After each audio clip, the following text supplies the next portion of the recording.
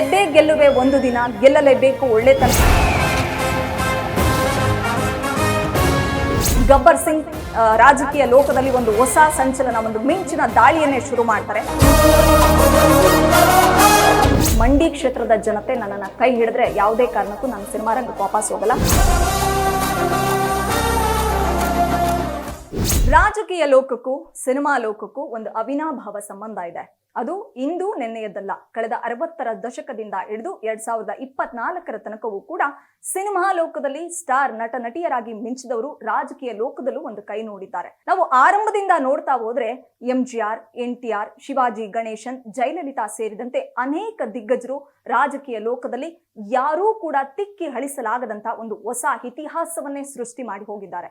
ಇವತ್ತು ನಾವು ಮತ್ತೆ ರಾಜಕೀಯದ ಬಗ್ಗೆ, ಅದು ಸಿನಿಮಾ ತಾರೆಯರ ರಾಜಕೀಯ ಬದುಕಿನ ಬಗ್ಗೆ ಮಾತನಾಡ್ತಿರೋದಕ್ಕೆ ಕಾರಣ ಪವರ್ ಸ್ಟಾರ್ ಪವನ್ ಕಲ್ಯಾಣ್, ಕಂಗನಾ ರನಾವತ್, ಹೇಮಾ ಮಾಲಿನಿ, ಶತ್ರುಘ್ನ ಸಿನ್ಹಾ, ಅರುಣ್ ಗೋವಿಲ್, ಸುರೇಶ್ ಸೇರಿದಂತೆ ಅನೇಕ ತಾರೆಯರು, ಅಂದ್ರೆ ಬಣ್ಣದ ಜಗತ್ತಿನಲ್ಲಿ ಸೂಪರ್ ಸ್ಟಾರ್ಗಳಾಗಿ ಮಿಂಚಿದವರು, ತಮ್ಮದೇ ಆದಂತ ಚಾಪನ್ನ ಒತ್ತಿದವರು ಇವತ್ತು ರಾಜಕೀಯ ಲೋಕದಲ್ಲೂ ಕೂಡ ಸಂಚಲನ ಸೃಷ್ಟಿಸೋದಕ್ಕೆ ಹೊರಟಿದ್ದಾರೆ. ಪವರ್ ಸ್ಟಾರ್ ಪವನ್ ಕಲ್ಯಾಣ್ ಆಂಧ್ರ ಪ್ರದೇಶದ ಪೀಠಾಪುರಂ ಕ್ಷೇತ್ರದಿಂದ ಕಣಕ್ಕಿಳಿದು ದಿಗ್ವಿಜಯ ಸಾಧಿಸಿದ್ರ ಬಗ್ಗೆ ನಿಮ್ಮೆಲ್ರಿಗೂ ಗೊತ್ತಾ ಇದೆ. ಆದ್ರೆ ನಾವಿವತ್ತು ಮಾತನಾಡ್ತಾ ಇರೋದು ಸಿನಿಮಾ ಕ್ಷೇತ್ರಕ್ಕೆ power star Pawan Kalyan goodbye ಹೇಳ್ತಾರ ಅಂತ. ಯಾಕಂದ್ರೆ ಸಿನಿಮಾ ಕ್ಷೇತ್ರ ರಾಜಕೀಯ ಕ್ಷೇತ್ರದ ಮೊದಲ ಮೆಟ್ಟಿಲು ಅಂತಾರೆ. ಸಿನಿಮಾ ರಂಗದಲ್ಲಿ ಕಳೆದ 3 ದಶಕಗಳಿಂದ ಬ್ಲಾಕ್ ಬಸ್ಟರ್ ಹಿಟ್ ಸಿನಿಮಾಗಳನ್ನ ಕೊಡ್ತಾ ತೆಲುಗು ಸಿನಿಮಾ ಲೋಕಕ್ಕೆ ಸಾಕಷ್ಟು ಕೊಡುಗೆಗಳನ್ನ ಕೊಟ್ಟಿರ್ತಕ್ಕಂಥ ಪವರ್ ಸ್ಟಾರ್ ಪವನ್ ಕಲ್ಯಾಣ್ ಅವರು ಈಗ ರಾಜಕೀಯ ಲೋಕದಲ್ಲಿ ಸಂಚಲನವನ್ನ ಸೃಷ್ಟಿಸೋದಕ್ಕೆ, ಎಲ್ಲದಕ್ಕಿಂತ ಹೆಚ್ಚಾಗಿ ಬದಲಾವಣೆಯನ್ನ ತರೋದಕ್ಕೆ ಅವರು ಒಂದು ಜನಸೇನಾ ಅಂತ ಒಂದು ಪಕ್ಷವನ್ನ ಕಟ್ಟಿದ್ದು, ಕಳೆದ 10 ವರ್ಷಗಳಿಂದ ರಾಜಕೀಯ ಲೋಕದಲ್ಲಿ ಕಣಕ್ಕಿಳಿದು ಸೋಲನ್ನ ಕಂಡ್ರೂ ಕೂಡ ಹಠ ಬಿಡದೆ, ಛಲ ಬಿಡದೆ, ಇವತ್ತಲ್ಲ ನಾಳೆ ಗೆದ್ದೇ ಗೆಲ್ತೀನಿ, ಗೆದ್ದೇ ಗೆಲ್ಲುವೆ ಒಂದು ದಿನ, ಗೆಲ್ಲಲೇಬೇಕು ಒಳ್ಳೆತನ ಅಂತ ತನ್ನ ನಿರಂತರವಾಗಿರ್ತಕ್ಕಂಥ ಶ್ರಮವನ್ನ ಹಾಕ್ತಾ ರಾಜಕೀಯ ಲೋಕದಲ್ಲಿ ಅವರು ಸಕ್ರಿಯರಾಗಿದ್ಕೊಂಡೇ ಬಂದ್ರು. ಫೈನಲಿ 2024ರ ವಿಧಾನಸಭೆ ಮತ್ತು ಲೋಕಸಭಾ ಕ್ಷೇತ್ರದಲ್ಲಿ ಅವರು ದಿಗ್ವಿಜಯವನ್ನ ಸಾಧಿಸಿದ್ದಾರೆ. ನಿಮ್ಮೆಲ್ರಿಗೂ ಗೊತ್ತಿದೆ, ಜನಸೇನಾ ಪಕ್ಷದ 22 ಸ್ಪರ್ಧಿಗಳು, ಅಂದ್ರೆ 22 ಕ್ಷೇತ್ರಗಳಲ್ಲಿ ಅವರ ಪಕ್ಷದ ಸದಸ್ಯರು ಸ್ಪರ್ಧೆಯನ್ನ ಮಾಡಿದ್ರು. 22 ಕ್ಷೇತ್ರದಲ್ಲಿ, ಅಂದ್ರೆ ಆಂಧ್ರ ಪ್ರದೇಶದ ವಿಧಾನಸಭಾ 22 ಕ್ಷೇತ್ರಗಳಲ್ಲಿ 22 ಸ್ಪರ್ಧಿಗಳು ಕೂಡ ಗೆಲುವನ್ನ ಕಂಡಿದ್ದಾರೆ. ಅಟ್ ದಿ ಸೇಮ್ ಟೈಮ್ ಲೋಕಸಭೆಯಲ್ಲಿ 2 ಸ್ಪರ್ಧಿಗಳು ಸ್ಪರ್ಧೆಯನ್ನ ಮಾಡಿದ್ರು. ಅಲ್ಲೂ ಕೂಡ ದಿಗ್ವಿಜಯವನ್ನ ಸಾಧಿಸಿ ಪ್ರಧಾನಿ ನರೇಂದ್ರ ಮೋದಿ ಅವರಿಗೆ ಒಂದು ಬೆನ್ನೆಲುಬಾಗಿ ನಿಂತಿದ್ದಾರೆ. ಇವಾಗ ಲೋಕಸಭೆ ಮತ್ತು ವಿಧಾನಸಭೆ ಎರಡೂ ಕ್ಷೇತ್ರದಲ್ಲಿ ಜನಸೇನಾ ಪಕ್ಷ ಭರ್ಜರಿ ಜಯವನ್ನ ಸಾಧಿಸಿರೋದ್ರಿಂದ ಆಂಧ್ರ ಪ್ರದೇಶದಲ್ಲಿ ಮೈತ್ರಿ ಸರ್ಕಾರ ರಚನೆ ಆಗ್ತಾ ಇದೆ ಚಂದ್ರಬಾಬು ನಾಯ್ಡು ಅವರ ಒಂದು ಸಾರಥ್ಯದಲ್ಲಿ. ಚಂದ್ರಬಾಬು ನಾಯ್ಡು ಅವರು CM ಆದ್ರೆ ಪವರ್ ಸ್ಟಾರ್ ಪವನ್ ಕಲ್ಯಾಣ್ ಅವರು DCM ಆಗ್ತಾರೆ ಅನ್ನುವಂತ ಮಾತುಗಳು ಕೂಡ ಕೇಳಿ ಬರ್ತಾ ಇದೆ. ಹಾಗಾದ್ರೆ ಗಬ್ಬರ್ ಸಿಂಗ್ ರಾಜಕೀಯ ಲೋಕದಲ್ಲಿ ಒಂದು ಹೊಸ ಸಂಚಲನ, ಒಂದು ಮಿಂಚಿನ ದಾಳಿಯನ್ನೇ ಶುರು ಮಾಡ್ತಾರೆ. ಹಾಗಾದ್ರೆ ಬಣ್ಣದ ಲೋಕ ಏನ್ ಮಾಡ್ಬೇಕು? ಪವರ್ ಸ್ಟಾರ್ ಪವನ್ ಕಲ್ಯಾಣ್ ರಾಜಕೀಯ ಲೋಕದಲ್ಲಿ ಸಕ್ರಿಯರಾದ್ರೆ ಸಿನಿಮಾ ಲೋಕದ ಕಡೆ ವಾಪಸ್ ತಿರುಗ್ತಾರ? ಯಾವುದೇ ಕಾರಣಕ್ಕೂ ಸಾಧ್ಯ ಇಲ್ಲ ಅನ್ನುತ್ತೆ ಅಟ್ ಪ್ರೆಸೆಂಟ್ ಮೂಲಗಳು. ಬಟ್ ಅವ್ರ ಕೈಯಲ್ಲಿ 4 ಸಿನಿಮಾಗಳಿದ್ವು. ಆ ಎಲ್ಲಾ ಸಿನಿಮಾಗಳು ಕೂಡ ಬಿಗ್ ಬಜೆಟ್ ಸಿನಿಮಾಗಳು. ಉಸ್ತಾದ್ ಭಗತ್ ಸಿಂಗ್ ಇರ್ಲಿ, ಹರಿಹರ ವೀರಮಲ್ಲು ಇರ್ಲಿ, ಓಜಿ ಇರ್ಲಿ, ಅದ್ರ ಜೊತೆಗೆ ಇನ್ನೊಂದು ಸಿನಿಮಾ ಹೆಸರಿಡಿದಂತ ಸಿನಿಮಾ ಇದೆ. 4 ಸಿನಿಮಾಗಳು ಕೂಡ ಬಹು ನಿರೀಕ್ಷಿತ ಸಿನಿಮಾಗಳು. ರಿಲೀಸ್ ಆಗಿರ್ತಕ್ಕಂಥ ಪೋಸ್ಟರ್ಸ್, ಟೀಸರ್, ಟ್ರೈಲರ್ ಎಲ್ಲವೂ ಕೂಡ ಈ 4 ಸಿನಿಮಾಗಳು ಕೂಡ ಪ್ಯಾನ್ ವರ್ಲ್ಡ್ ತಿರುಗಿ ನೋಡುವಂತ ಸಿನಿಮಾಗಳು ಅಂತಾನೆ ಭಾವಿಸಿದ್ದಾರೆ. 250 ಕೋಟಿ, 200 ಕೋಟಿ, 300 ಕೋಟಿ ಹಾಕಿ ಆ ಸಿನಿಮಾಗಳನ್ನ ಮಾಡಿದ್ದಾರೆ.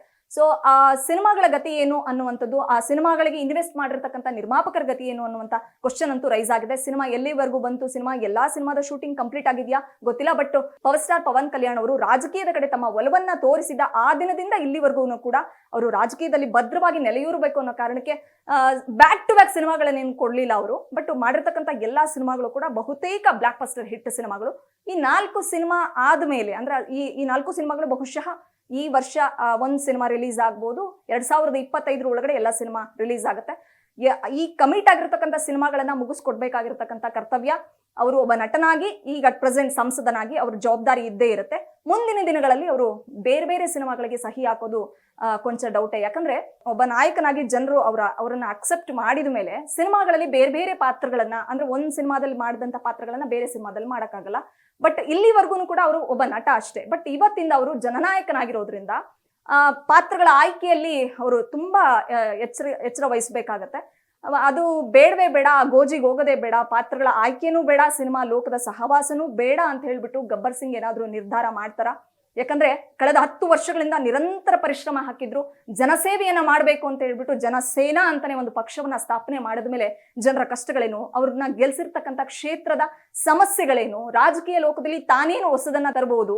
ಯಾಕಂದ್ರೆ ಇಲ್ಲಿವರೆಗೂ ಅಂದ್ರೆ ಈ ಹಿಂದೆ ದಿಗ್ಗಜರು, ರಾಜಕೀಯದ ಹಾದಿಯಲ್ಲಿ ನಡೆದಂತ ದಿಗ್ಗಜರಾಗಿರ್ತಕ್ಕಂಥ ಶಿವಾಜಿ ಗಣೇಶನ್, MGR, NTR, ಜಯಲಲಿತಾ ಅವರು ಯಾವ ರೀತಿ ಅಂದ್ರೆ ಇವತ್ತಿಗೂ ಕೂಡ ಈ ಜನರೇಷನ್ ಕೂಡ ತಿಕ್ಕಿ ಹಳಿಸಲಾಗದ ಇತಿಹಾಸವನ್ನ ಸೃಷ್ಟಿ ಮಾಡಿ ಹೋದ್ರು.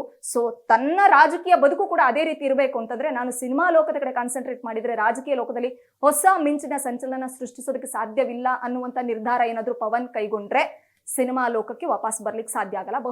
ಬಟ್ 4 ಸಿನಿಮಾಗಳಂತೂ ಕೂಡ ದೊಡ್ಡ ಕಮಾಯನ್ನ ಮಾಡುತ್ತೆ ಅನ್ನೋದಕ್ಕೆ ಇಲ್ಲಿವರೆಗೂ ರಿಲೀಸ್ ಆಗಿರ್ತಕ್ಕಂಥ ಗ್ಲಿಮ್ಸ್ ಸಾಕ್ಷಿ.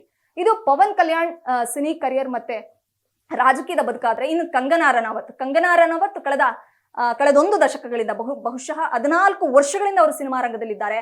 ಸಲ್ಮಾನ್ ಖಾನ್, ಶಾರುಖ್ ಖಾನ್ ಮತ್ತು ಅಮೀರ್ ಖಾನ್ ಈ ತ್ರಿವಳಿ ಖಾನ್ಗಳ ಸಹಾಯವಿಲ್ಲದೆ ಅವರ ಜೊತೆ ಒಂದು ಸಿನಿಮಾನೂ ಕೂಡ ಮಾಡದೆ ಬೀಟೌನ್ ಲೋಕದಲ್ಲಿ ಕ್ವೀನ್ ಆಗಿ ಮೆರೆದಂತಹ ಕಂಗನಾ, ಝಾನ್ಸಿ ಅಂತಾನೆ ಹೆಸರುವಾಸಿ. ಸೊ ಬ್ಲಾಕ್ ಬಸ್ಟರ್ ಹಿಟ್ ಸಿನಿಮಾಗಳನ್ನ ಕೊಟ್ಟಂತಾಕೆ ಒಬ್ಬ ಬೀಟೌನ್ ನಲ್ಲಿ ಕ್ವೀನ್ ಆಗಿ ಮೆರಿತಾರೆ ಕಂಗನಾ. ಅದು ಗಾಡ್ ಫಾದರ್ಗಳ ಸಹಾಯ ಇಲ್ಲದೆ, ಖಾನ್ಗಳ ಸಹಾಯ ಇಲ್ಲದೆ ಅಂದ್ರೆ ನೀವು ಲೆಕ್ಕ ಹಾಕಿ. ಸೊ ಇವತ್ತಿಗೂ ಆಕೆ ಮಾಡಿದಂತ ಸಿನಿಮಾಗಳು 100 ಕೋಟಿ ಕಲೆಕ್ಷನ್ ಆಗುತ್ತೆ.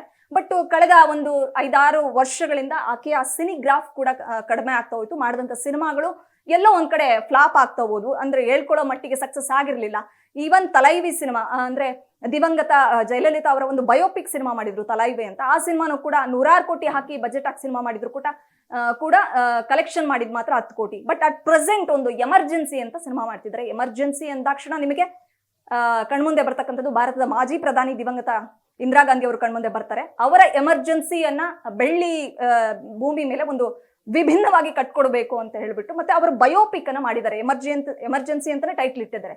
ಅಚ್ಚರಿ ಏನ್ ಗೊತ್ತಾ, ಈ ಸಿನಿಮಾಗೆ ಡೈರೆಕ್ಟರ್ ಮತ್ತೆ ಪ್ರೊಡ್ಯೂಸರ್ ಕಂಗನಾನೆ. ಬಟ್ ಈ ಸಿನಿಮಾ ಬಿಫೋರ್ ಅಂದ್ರೆ ಎಲೆಕ್ಷನ್ಗೆ ಬರಬೇಕು ಅನ್ನೋದಕ್ಕೂ ಮುಂಚೆ ಮಾಡಿದಂತ ಸಿನಿಮಾ, ಆಕೆನೇ ಡೈರೆಕ್ಟ್ ಮಾಡಿರ್ತಕ್ಕಂಥ ಸಿನಿಮಾ.